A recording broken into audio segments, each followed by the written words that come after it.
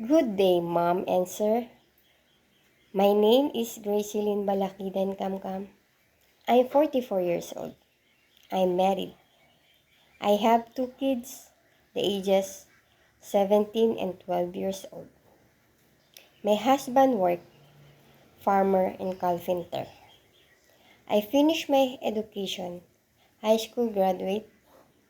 I have experience as a domestic helper for 6 years in Middle East.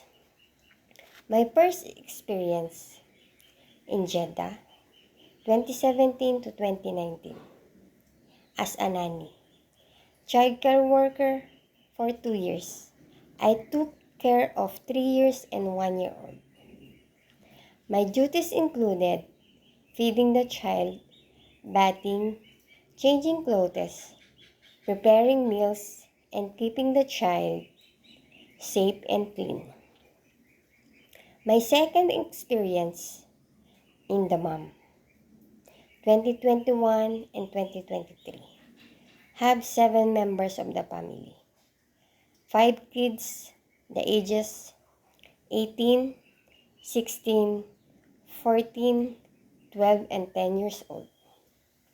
My duties in the morning, prepare breakfast for the kids, cleaning the house, ironing, washing the clothes, cooking.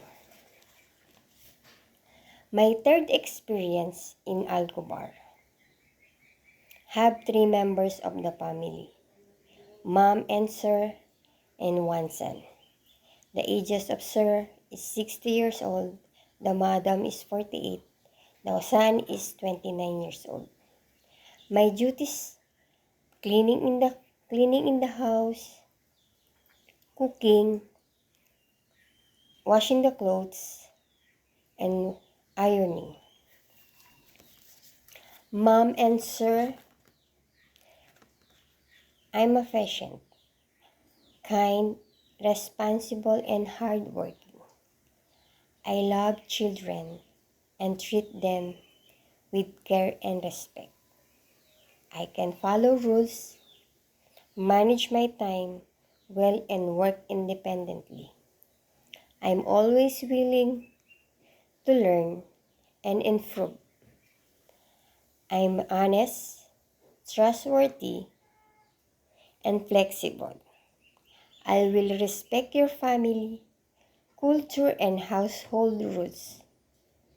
Madam and sir, thank you very much. I hope you see you soon. God bless.